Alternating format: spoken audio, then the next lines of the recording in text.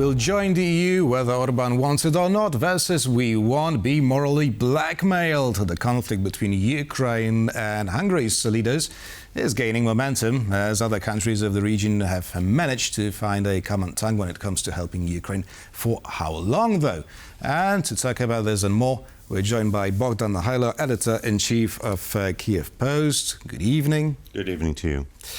So, first of all, is Viktor Orbán using the conflict with Volodymyr Zelensky to gain more support ahead of the parliamentary elections in Hungary? And if the answer is yes, why? Because it seems that it's not working anymore.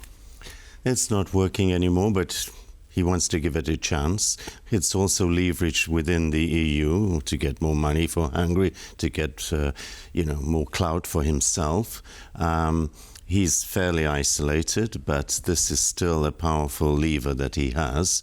And also, I think he looks at the Polish example, that the Ukrainian case has been used in politics, in domestic politics, and is still being used. And perhaps he's learning from that too.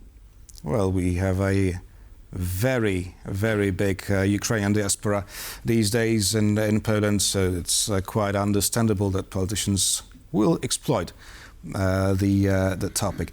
Now, on the other hand, Volodymyr Zelensky stated Ukraine will be in the European Union with or without Orbán because this is the choice of the people of Ukraine. Now, why is the Ukrainian president so sure about it? If even France was against, this latest proposal by Antonio Costa of changing the admission rules. Cutting corners. Yes.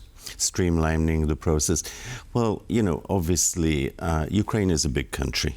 And if the war ends, even with Ukraine temporarily having to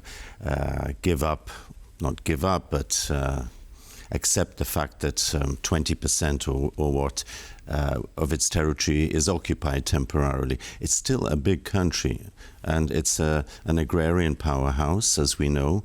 It's shown itself to be, creative in the technological sense. Now, remember, go back a few decades. I mean, remember the attitude towards Poland joining from the Irish and the French and the whole issue of the common agricultural policy. People are defensive. They seem to be altruistic on the surface, but they defend their own interests. It's quite common. Well, every change is difficult. Yes, every change is difficult. So, Zelensky has to say that. He has to promise the Ukrainian people something, that there is light at the end of the tunnel. We haven't fought and suffered for so long to be told, know your place, you're going to be neutralized, you're not going to be allowed anywhere, and just be happy to be alive, So you can understand him. But on the other hand, I think he is being encouraged by quite a few of the Western leaders that your time is coming. It's coming faster than perhaps was expected. So just be patient and let's see how we can settle the war, how we can suspend the fighting for a meaningful amount of time, give you some security, and let's see how you can fit into the broader scheme of things. So I think for the longer term, he hopes that will work and that there will be a place for Ukraine at the end of the day. And I think he's also encouraged by Russia's actions in the last months, weeks. These mysterious drones have added to the fears and complexes in Europe. And when you hear the German Chancellor, for example, after Merkel's reign, talking about Europe being at war already, under attack, not just from cyber attacks or disinformation or whatever, but, mysterious drones appearing, ships appearing offshore, mysterious, etc., etc. I think Zelensky is also sensing that there's a change in mindsets that is favorable for once in history, in the modern period, to the Ukrainian case, and that the Russians are helping this by basically behaving like a Tarzan in a jungle, beating their chests and saying because of Trump's, prevarication, with the Russian aggression in many forms, that this is playing into Ukraine's hands. Zelensky saying, we told you so. You know who you're up against. Now do you believe us? Right, now talking about changing a mindset, What happened in Slovakia that they are so eager to provide military help to Ukraine? I don't know. Behind the scenes, obviously, pressure of sorts has been applied, perhaps the sort that is being applied to Orbán too. But I think, we've seen after the Czech elections, perhaps that maybe this enthusiasm will wane, and maybe the new government in Czechia will be more reluctant to provide the ammunition that it has been providing, the shells in particular, for Ukraine, and perhaps that will influence Slovakia. But again, much depends on Poland, because you have a government that is very pro-Ukrainian in many ways, in most ways, and you have a president that, shall we say, less enthusiastic about helping Ukraine, which is not to say he's anti-Ukrainian, but, caters more to the populist sentiment, and as you say, rightly acknowledges the fact that Ukrainians are here in force, and they've been here for a long time now.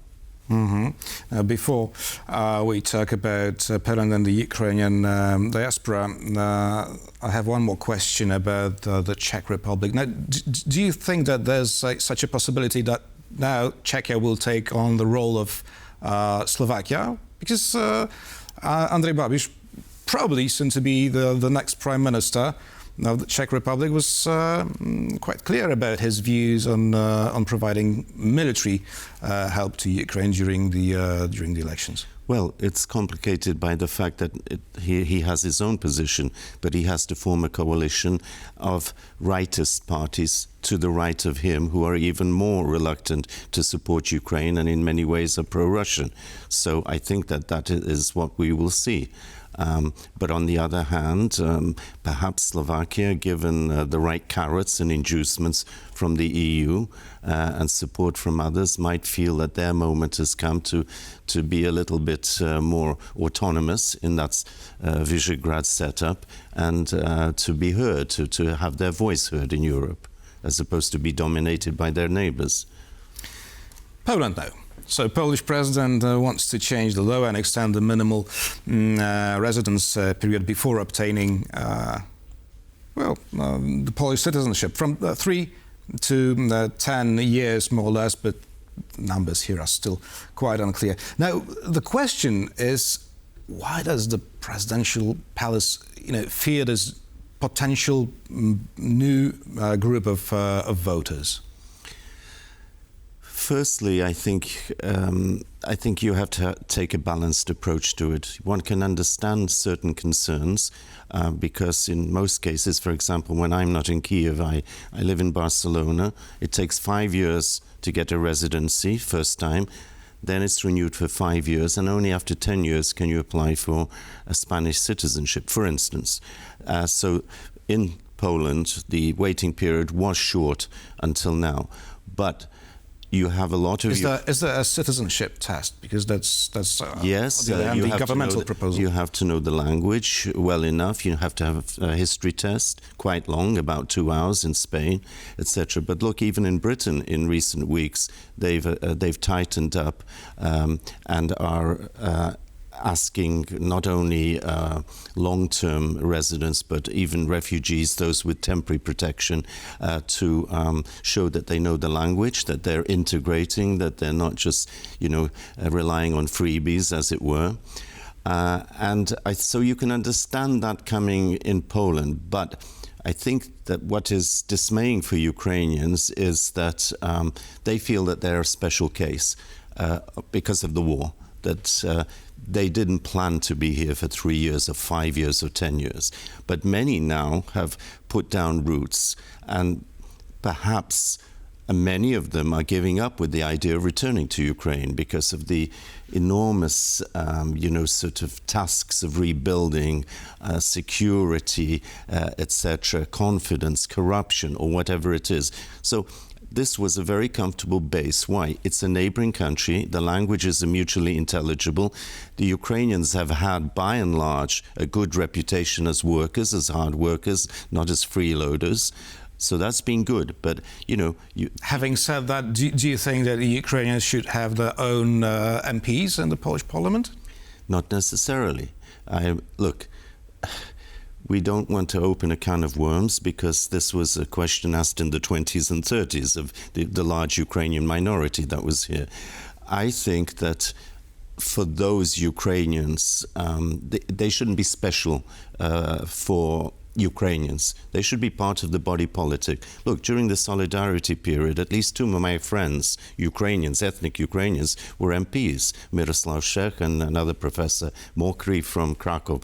But they were part of the Solidarity movement. They didn't appear as Ukrainian MPs, shall we say, representing Ukrainian interests. So I don't think that's the case. But look, there's another angle to it, and that is that perhaps this plays into the hands of the Zelensky administration, which fears that many millions of Ukrainians will never return. How do we rebuild the country afterwards? What's going to be the workforce? What do we invite Pakistanis, Indians, Syrians, whoever it is? Does Ukraine want that, or would it prefer many of its people to gradually return home, particularly the younger people? So, this whole issue is one that has got Ukrainians thinking not just about their own personal welfare, but the government too, as well as the Polish authorities, and the split being evident between the approach between the government and the presidential administration. We're still awaiting to see what the government will propose. And we'll learn that by the end of the month. Bohdan Nahaylo, the editor-in-chief of Kyiv Post, was our guest this evening. Thank you very much. And thank you for watching, and stay with us for more interviews and news here on TVP World.